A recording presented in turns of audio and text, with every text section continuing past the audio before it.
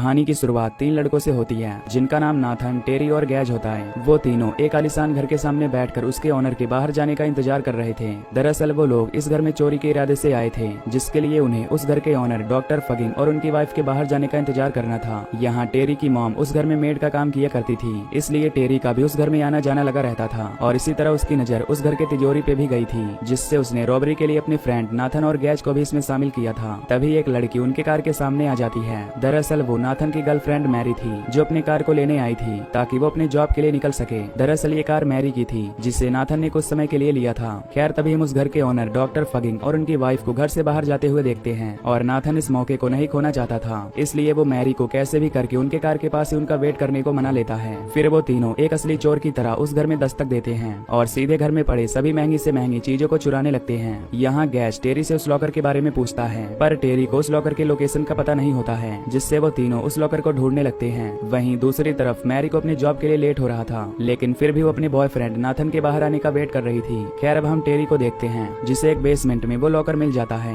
पर उस लॉकर को खोलने के लिए उन्हें कोड की जरूरत थी, जो कि सिर्फ उस घर के ओनर के पास ही हो सकती थी। यहाँ गैज वहीं पर रुककर डॉक्टर फगिंग और उनकी वाइफ के आने का इंतजार करने को कहता है, ताकि वो उनके आते ही उन पर हमला कर सके और आखिर में उन्हें कैदी बनाकर उनसे उस लॉकर के कोड को निकाल सके। पर उसके इस आइडिया से नाथन राजी नहीं होता है, पर गैज के समझाने पर वो मान जाता है। यहाँ अब मैरी भी गुस्से में कार के हॉर्न को बजाने लगती है। वो इस कार को लेकर भाग भी नहीं सकती थी, क्योंकि नाथन ने कार की को अपने साथ लाया था, इसलिए वो इंतजार के अलावा कुछ नहीं कर सकती थी। अब कार का हॉर्न सुनकर नाथन का ध्यान मैरी पर जाता है। मैरी उसे वहाँ से चलने को कहती है, लेकिन नाथन को यहाँ से जाने की कोई जल्दी नहीं थी। ये देखकर अब गैज भी नाथन को समझाता है कि उसे अपनी गर्लफ्रेंड को संभालना होगा, वरना वो लोग पकड़े जाएंगे, जिससे नाथन मैरी को संभालने चला जाता है। वो मैरी को अपनी बातों में फंसाकर उसे करीब लाने की कोशिश करता है, जिससे मैरी का ध्यान भटक जाता है और वो दोनों साथ में एंजॉय करने लगते हैं। तभी मैरी की नजर टेरी पर जाती है, जो उन्हें दूर खड़ा देख रहा होता है। तभी गैज टेरी को वहाँ से ले जाकर उन दोनों को साथ में एंजॉय करने देता है। यहाँ मैरी नाथन को बताती है कि वो उसके बच्चे की माँ बनने वाली है, जिससे अब नाथन के ऊपर एक बच्चे की जिम्मेदारी भी आने वाली थी, इसलिए वो अपने बच्चे के लिए उस रॉबरी के लिए और भी एक्टिव हो जाता है। तभी वहाँ पर उस घर के ओनर डॉक्टर फगिंग और उनकी वाइफ भी आ जाती है, लेकिन इस बार नाथन और गैज उन दोनों पर हमला करने के लिए तैयार थे,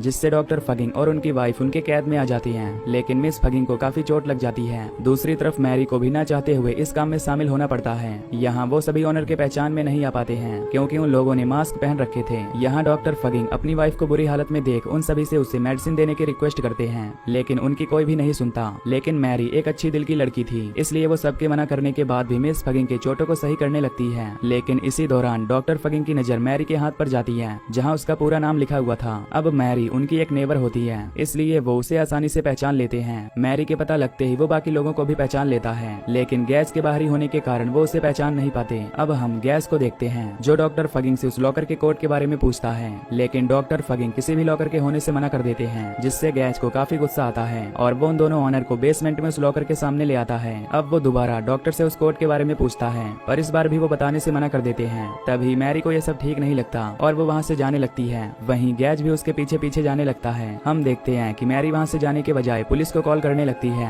तभी गैज भी ये देख लेता है और वो मैरी को जान से मारने की धमकी देता है। दूसरी तरफ नाथन और टेरी भी परेशान हो चुके थे, क्योंकि डॉक्टर ने उनके रियल आइडेंटिटी को उनके सामने पेश कर दिया था। वो उन दोनों को एक और मौका देकर गैज का साथ छोड़कर वहाँ से चले जाने को कहते हैं। तभी गैज भी मैरी को रस्सी से बांधकर वहाँ आ जाता है। अब वो फिर से डॉक्टर से इस लॉकर के कोड के बारे में पूछता है, लेकिन हर बार की तरह वो इस बार भी मना कर देता है। अब आखिर में गैज नाथन से बोलता है कि वो मिस फगिंग को एज ए बेट इस्तेमाल करे और डॉक्टर फगिंग से कोड को बाहर निकलवाए, जिससे नाथन उसकी बात मान जाता है। लेकिन फिर भी डॉक्टर अपने जिद पर अड़ा रहता है, जिससे पता चलता है कि उस लॉकर में ऐसा कुछ जरूर था, जिसे न खोने के लिए डॉक्टर अपनी लाइफ को भी दांव पर लगा सकता था। खैर आखिर में गैज फिर से नाथन को मिस फगिंग को परेशान करने को कहता है। वो नाथन को उसके उंगलियों को ब्लेड से काट देने को कहता है, लेकिन इससे पहले वो डॉक्टर फगिंग से फिर से उस कोड के बारे में पूछता है, पर इस बार भी वही होता है जो पिछली बार हुआ था। यहाँ डॉक्टर उस कोड को बताने से मना कर देता है, इसलिए गैज नाथन को उनकी वाइफ की उंगलियों को काटने को कहता है, जिस पर नाथन भी अब परेशान होकर ऐसा करने से मना कर देता है, जिसे देखकर गैज को काफी गुस्सा आता है और वो गन पॉइंट करके नाथन को ऐसा करने को कहता है। यहाँ नाथन अब मजबूर हो चुका था, इसलिए वो डॉक्टर फगिंग से उस कोड को बता देने को कहता है, लेकिन कुछ भी रिस्पॉन्स न मिलने पर वो आखिर में गैज के ऊपर ब्लेड से हमला कर देता है, जिससे उन दोनों में लड़ाई होने लगती है। और तभी वो ब्लेड किसी एक को लग जाती है, जिससे हमें लगता है कि गैज मर चुका है, लेकिन इसका उल्टा नाथन घायल हो चुका था। अब ये देखकर मैरी परेशान होकर रोने लगती है। वहीं गैज दोबारा डॉक्टर से आखिरी बार उस लॉकर के बारे में पूछता है, लेकिन इस बार वो उसे कोड दे देता है। लेकिन जल्दी हमें पता चलता है कि वो कोड गलत था, जिससे गैज डॉक्टर फगिंग के वाइफ को मारने चल देता है। है, लेकिन तभी मैरी गैज पर पीछे से हमला करके उसे वहीं पर मौत के घाट उतार देती है। अब हम गैज को वहाँ पर तड़प तड़प कर मरता हुआ देखते हैं, जिसके बाद मैरी डॉक्टर फगिंग और उनकी वाइफ को उनके बंधन से आजाद कर देती है। जिसके बाद वो डॉक्टर फगिंग से उसके बॉयफ्रेंड नाथन का इलाज करने को कहती है। अब डॉक्टर फगिंग पूरे घर का दरवाजा लॉक करके नाथन का इलाज करने के लिए मान जाते हैं। अगले सीन में हम डॉक्टर फगिंग को नाथन के शरीर से ब्लेड को बाहर निकालते हुए देखते हैं, जिसके बाद वो आगे के इलाज के लिए मैरी और टेरी दोनों को ही कमरे के बाहर भेज देते हैं। फिर हम मैरी और टेरी को एक साथ देखते हैं, जहाँ मैरी को परेशान देख टेरी उसे सपोर्ट करने की कोशिश करता है, जिसमें वो उसके काफी करीब भी आ जाता है। अब इसके पीछे एक राज भी होता है। फिर हमें पता चलता है कि मैरी की एक ट्विन बहन जेन हुआ करती थी,